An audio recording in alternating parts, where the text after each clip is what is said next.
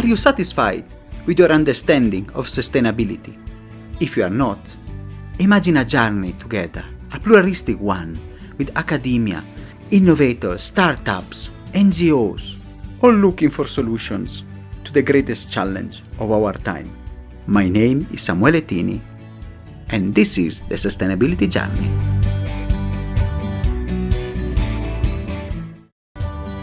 Welcome to another episode of our journey. Today, I have no words even to introduce because she's a really recognized expert. She has been holding a lot of position on the Bank of England, for the Ministry of the Treasury in Italy, and now she's a lead evaluator at the IMF. So I want to welcome Nicoletta Batini. Thank you so much for being here. Thank you, S.1E.27. It's a pleasure to be here. Nicoletta, I mean, your curriculum is impressive. I have even difficulty how to express myself because really you are a recognized expert in finance. You have done a lot of work, and you have edited a book, the Economics of Sustainable Foods, which is edited by Island Press and IMF Press. So really, being an expert at such a top level, I think you are in the best position for us to understand the problematic that our planet is undergoing, and even the future of our species. It's really now fighting for its survival. And we know there's planetary boundaries and everything. But, before that, I want to ask you, which is your sustainability journey? Who is Nicoletta? So if you can briefly describe yourself. Thank you. As you rightly pointed out, Samuel, I'm an economist, and I've been an economist throughout my professional career. And I've worked in various institutions, but lately, meaning almost the last 18 years, 19 years, I've been at the IMF. And as you know, we work on country as well as on the world, doing surveillance of economies in line with our articles of the IMF treaty. And as an economist, I picked up during my work on the United States, in particular Europe and Latin American countries, a strong link between fiscal spending, fiscal lack of sustainability, so the inability of government to pay its obligations, either present or future, and wrong diets. Because of course, sick people that develop and materialize dietary risk factors can and often do get into pathologies which are not life-threatening immediately sometimes, but they're very expensive for health systems. And that's very visible, tangible in the data. And it's a big problem, big headache for fiscal spending and ministers of finances around the world. It's a relatively new phenomenon. It's in advanced economies, it's started being tangible after the 80s and 90s in lots of emerging market countries after 2000, when incomes rose and people shifted diets towards the Western diet. After finding this, I felt led, inverted commas, to more readings and documentaries because this was really interesting, I thought. And for those who watch this movie, I want to mention a kid's movie. I recommend it highly to adults too. I watched with my kids Disney's Pixar's Brave. So in that movie, there's, of course, the protagonist is this girl, Merida, and she's riding at some point in the movie in the beginning through the forest looking to change her fate, almost like I was doing when I got into this. And she starts seeing some tiny blue lights. They call them the will-o'-the-wisp fairies, form a path beckoning her to follow them. And really, that's what happened to me. I started to go down the rabbit hole in this story on health and diets and fiscal spending, and I became aware of, through my personal research, of the multiple links between food systems, and not just public finance and public debt, but also private debt, jobs, productivity, asset prices, all variables that are of maximum interest to economists and are maximum macroeconomic relevance. And what I learned importantly was the pivotal role that food systems play, not just on health trends and health spending and employment and fiscal houses, but also on climate change and biological diversity. And that opened yet another door for me because I'm passionate for nature and I'm in love with the planet and animals and the relationship between communities and nature. And so this pushed me in the end to write a first paper to which I gave the inspiring title, 5 Birds with One Stone. And basically for economists, there I discussed how by fixing food systems and making them nature positive, we could fix at once, I say in the paper, 5 major conundrums of our economies that afflict our economies, both nationally and globally, and both in advanced economies and in emerging market and low-income countries. And these are environmental degradation, which includes, of course, climate change and biodiversity loss, jobs and income inequality, malnutrition and food insecurity, rural exodus and urbanization, and risks to public health. I then moved on to more research on green finance to help these transitions that I thought were necessary. And as you said, this culminated in the production of this book, The Economics of Sustainable Food, which came out in June this year. So here's a 30,000 feet Nicoletta's journey in food system transitions. Amazing journey. And I really like how you have this eureka moment, and then I like have your picture with Brave, which I just seen even with my daughter. So it's really interesting. And I really like the 5 birds with one stone. So, which are the solutions? Because we know that food system it is one of the highest polluter we have discussed. And then I like the link, the health and the economy. So which are the economic of the sustainable food? How we can change the way we produce? I liked one sentence from your book that we depend on food, but food depends on nature. So I really liked one extra from your book, because that sentence is really, I think, key on how we think of our system. Right. So maybe I should take a step back and tell you what is the problem with sustainable food, from a production and demand, so supply and demand point of view, which is the macroeconomic context. And then we can move on to the solution. So I think that, whoever is listening to this can understand, what is the issue? Look, Samuel, if we think back at their evolution, it's hard to understand why current food systems are under attack. For early humans, as we know, life was no picnic.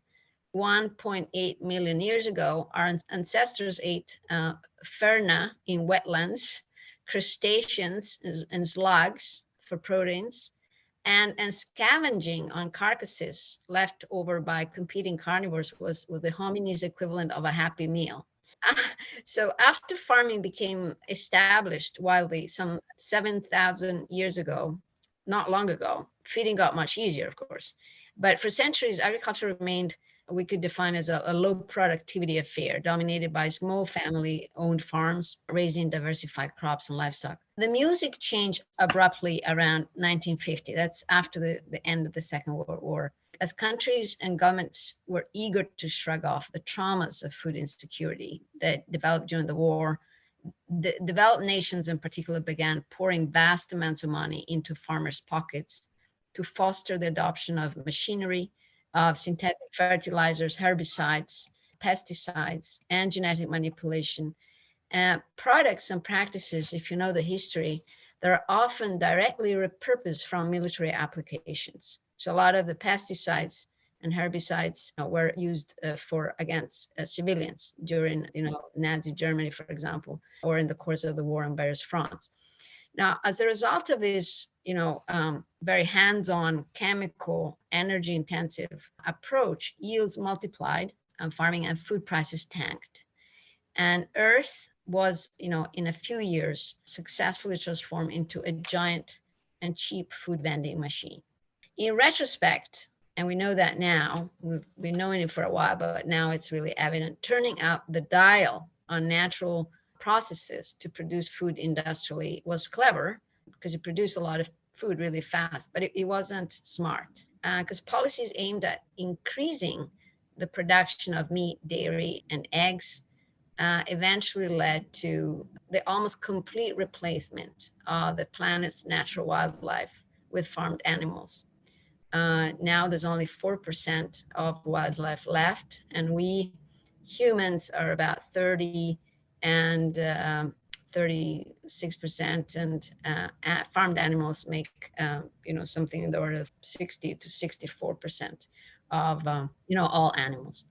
So 4% left and declining.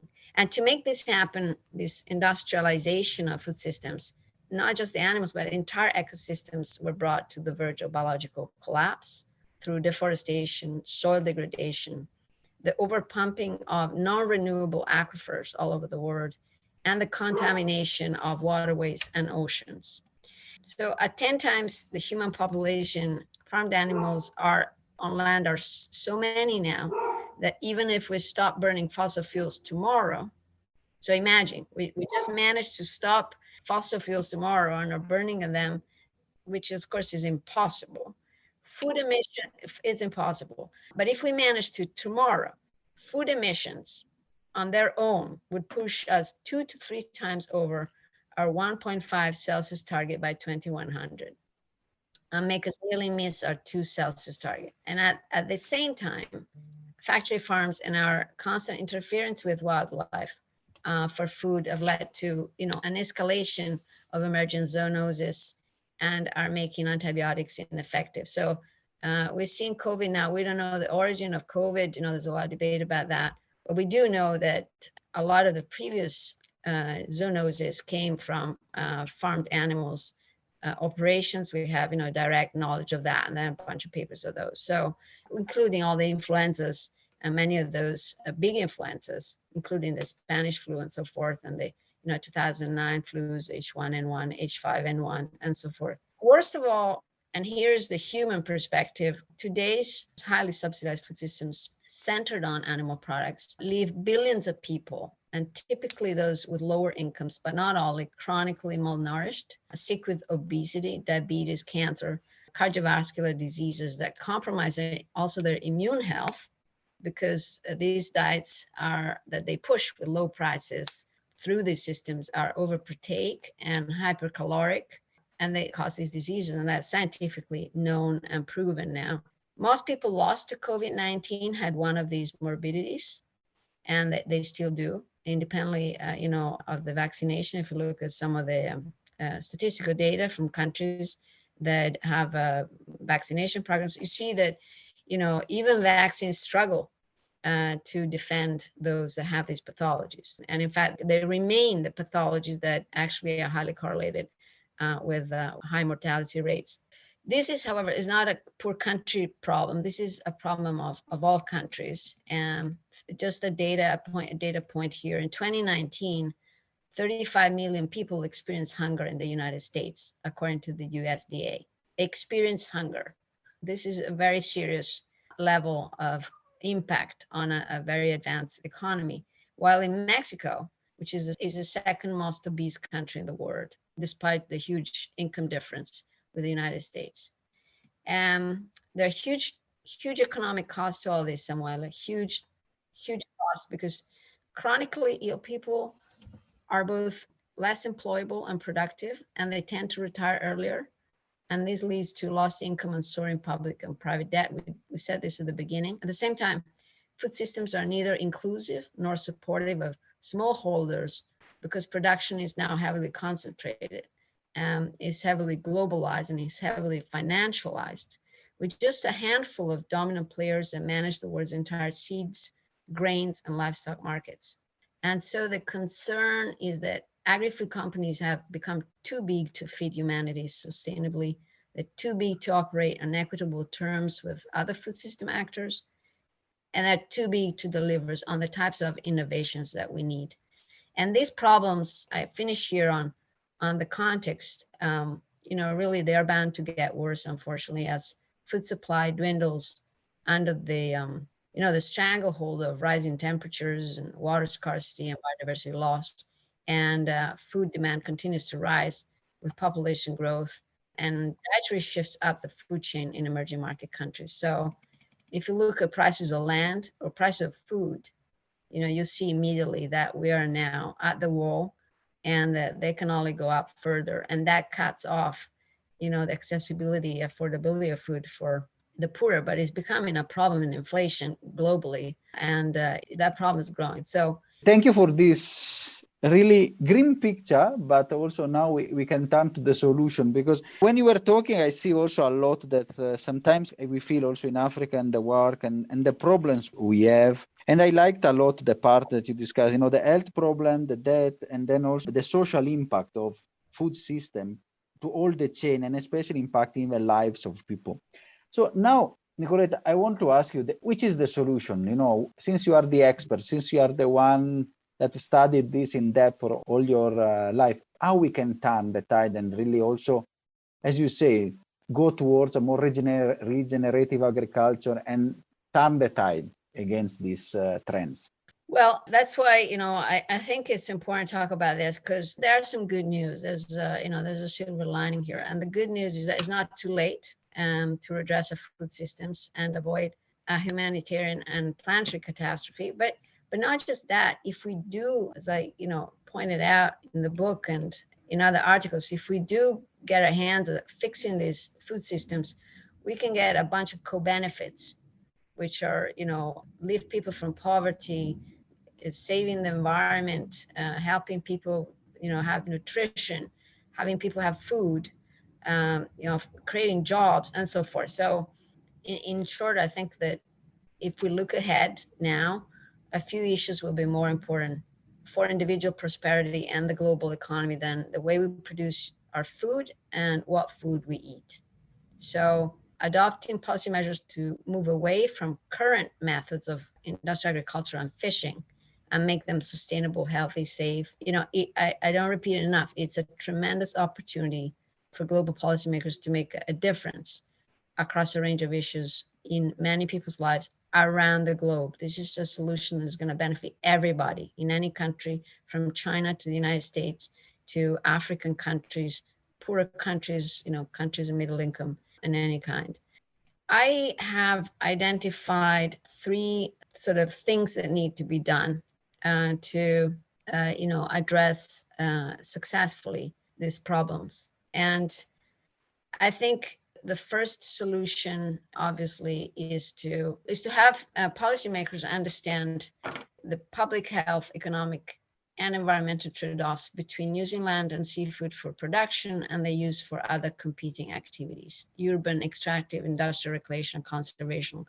Land is, disproportionately distributed to agriculture, and that creates a lot of other issues. Land cannot be conserved. The use of land and water that comes with it is completely disproportionately attributed to agriculture. So the culprit here, and the elephant in the room, is animal agriculture, because animals, especially large animals or high emitting animals like cows, but also pigs to some extent, they of course need a lot of food to exist. And even if they have short life cycle, because they're slaughtered, usually at a very young age, they continuously consume water and grain. And all that water and grain needs to be produced.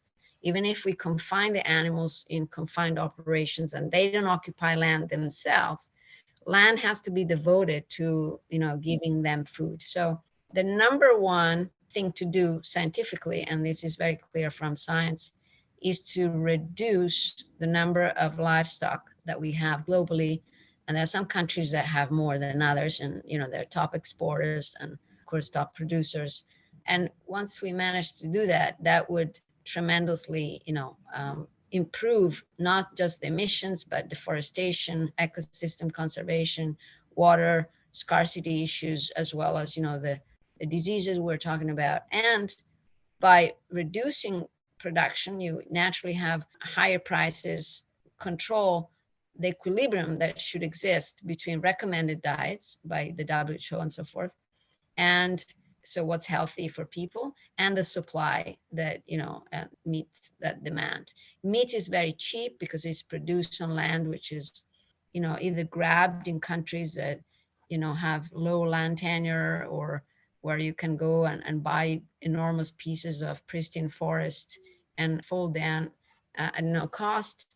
That cheap meat ends up being cheap meat at the grocery store, and people eat more of it than they should.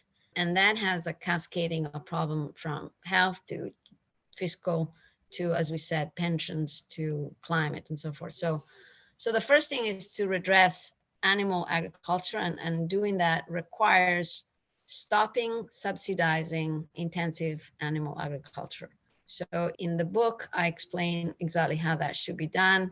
We pour a ton of money into this wrong and destructing way of farming, which is also inhumane for the animals. It's inhumane for the workers in these facilities. and it's dangerous for the rest of the population because of the zoonosis and the antibiotic resistance. So I co-authored a report called the multi-billion opportunity with the UNEP, FAO, and UNDP that came out in September. There we make a case for repurposing these subsidies away from these destructive methods, not just on animal farming, but also on animal farming, and the crops that are mechanically industrially produced mostly to feed these animals.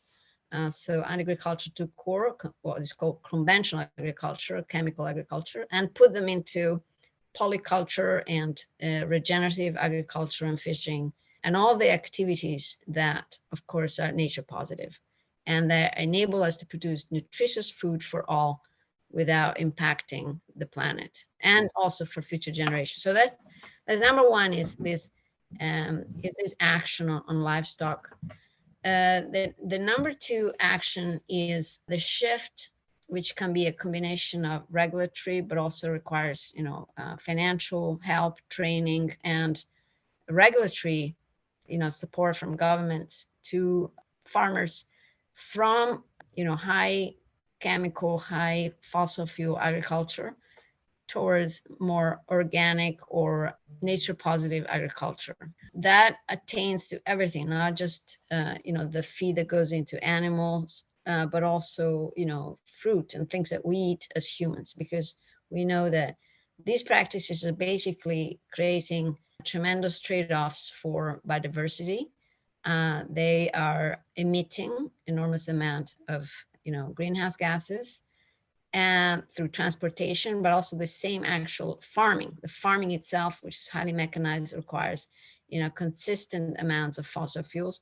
It makes so that production is concentrated in part of the world and that needs to be transported to other parts of the world instead of being locally oriented.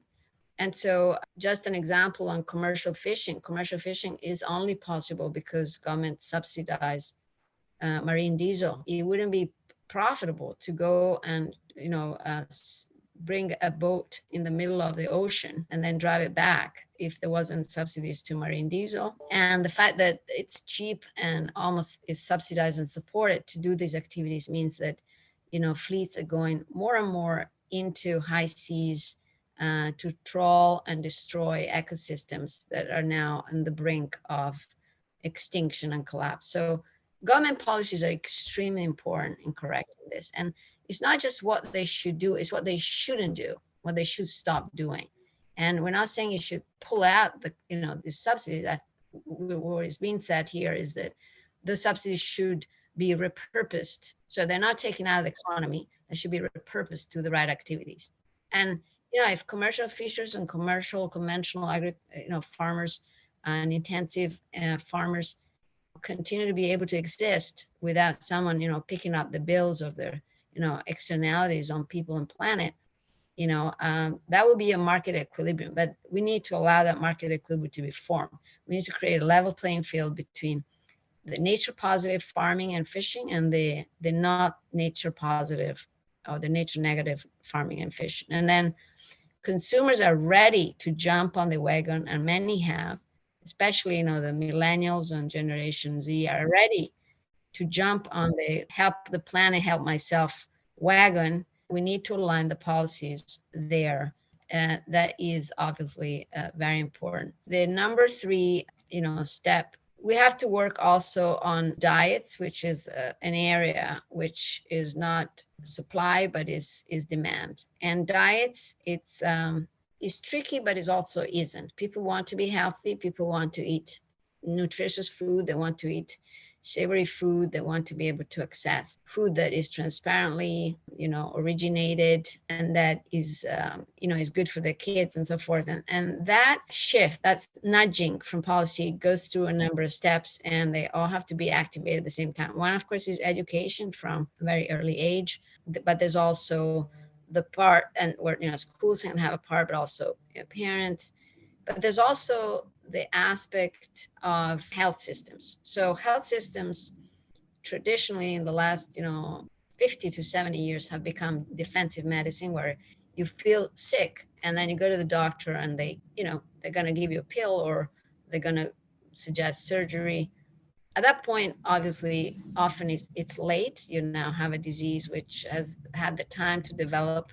What we're saying here is that by choosing the right lifestyle, which predominantly include, of course, diets, we can prevent the majority of the non-communicable diseases, which are the number one cause of death in advanced economies, but increasingly so also in the rest of the world.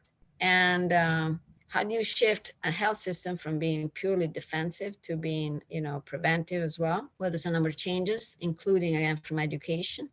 Only 1% of curricula medical schools around the world is in nutrition. That would have to go up quite substantially. There's, when patients are attended in hospitals on primary care to secondary and tertiary care, there's very little attention to nutrition. You could introduce nutrition scorecards in the clinical records of patients, and that would help through also studies of nutrigenomic and other things to get a more tailored and effective, type of medicine. But of course, there's taxes and subsidies too, right? So you can work on giving a prize to those who, care about their health through the right dietary choices. And using taxes and subsidies, as economists do, to incentivize the right behavior is going to help tremendously in shifting that behavior, and getting people to pick the right item at the grocery store, not just being following price and convenience and taste, which often is, mystified by a number of techniques, of the industry. So here we have, three big directions of action that can be taken, and the book details the policies that are needed. A fourth one that I would add and throw there, just very important, is conservation. So conservation is, another way to use land. We know that if we can reduce livestock by also having the people choosing not too heavy skewed animal protein diets, we can release back into the wild tremendous amount of land. Think about it, if we all went vegan, just making a very absurd hypothesis, if we all stop eating animal products, we could release back into the wild 75% of all the land that is now farmed. So that would absorb tremendous amount of emissions. It would allow ecosystem to regenerate, and it would rebalance, the water cycle. And so you can now see how beneficial this all could be. We wouldn't have to go into the terrific transition or even this science fiction sucking away carbon dioxide from the atmosphere by, throwing stuff up in the air or doing other strange things that are, potentially very risky. Nicoletta, wow, that is a 4 actionable points. I love the one of conservation. They said the biodiversity, we need at least 30% of the land, preserved and conserved, the Declaration of Cancun and everything. 65%. It's a lot. One thing I put up is also public procurement. I think public procurement can play a big role in nudging and the spending and everything. Also to get the diets in school, because that is also to, as you said, to play the level field with nature positive and the nature negative, techniques and agriculture. We need more nature positive. For us, it was a lesson. It's really impressive and a lot of food for thought. Let me ask you, a question. Some people, they might ask, are the bucks making sense in this? You're an economist. Does it have a business case? Is it the money that we are putting there, the spending that we are putting for your hypothesis, really worth it or no? And what is your research, really showing us? Well, there is tremendous appetite now for investment in nature positive activities from private sector banks. And if you look at the return of indices in the stock market that are, real green indices, like there's one which is, for example, I was just looking, it's a vegan and fossil fuel free index. They tend to have much higher returns than the standard, stock market index, because there's a rush towards green investment. So on one side, it's financially profitable, I think, to invest in these things. And that will be always more and more, because as the planet, slips into this unstable equilibria, people will be more worried, and they'll be more willing to try to help the planet not go there. And one way people act on this is through their investments.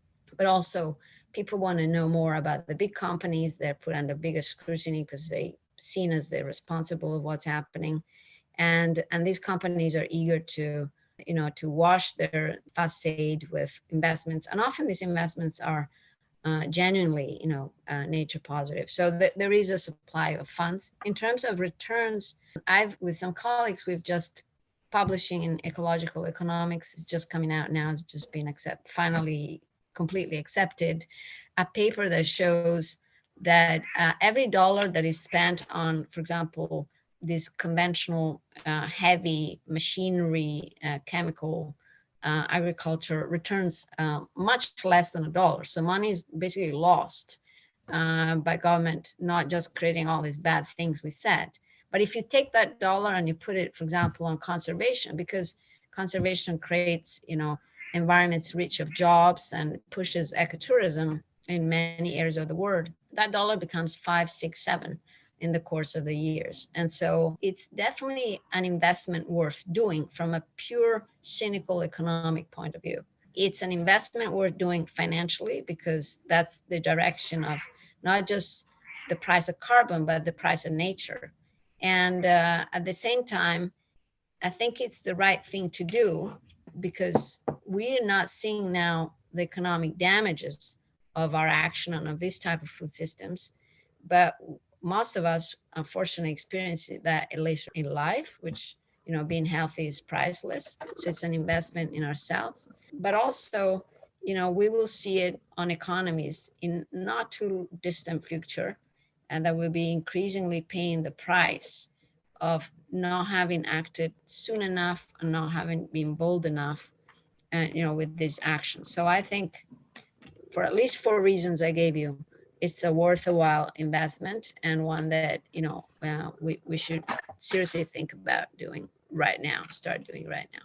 Thank you, Nicoletta. I mean, that's been a call for action for everybody that is listening. We are finishing our episode. I think you have given us a lot of insightful points and a lot of food for thought. Usually we conclude our episode with a message for the audience. I think what is Nicoletta wants to tell the people, and I think it really, and then it's good, also, what really you want to share from your experience to the people that are listening to us, and how maybe they can act also. The reflection I'd like to offer is that food systems are at the crossroad of human, animal, economic, and environmental health. And by prioritizing food system reforms in our plans as individuals, but also as governments, we can bring the needed energy to the global economy, which after this pandemic we all desperately need, but also great strides to the UN Sustainable Development Goals and the Paris Climate Agreement agendas. I usually say that economic health is climate health, is human health, is animal health, is nature health. So we cannot disconnect these planes. And I think thinking about food systems would have to be, in my view, one of the top priorities of humanity in the coming years. Thank you so much, Nicoletta, for this wonderful episode. It really has been insightful and a great lesson even for me, because you have given us reasons, and it also is a strong call for action for engagement. Thank you so much for your time and for being with us. Thank you so much. Thank you, Samuele. Take care. Are you satisfied after this wonderful episode? Let's continue together our sustainability journey.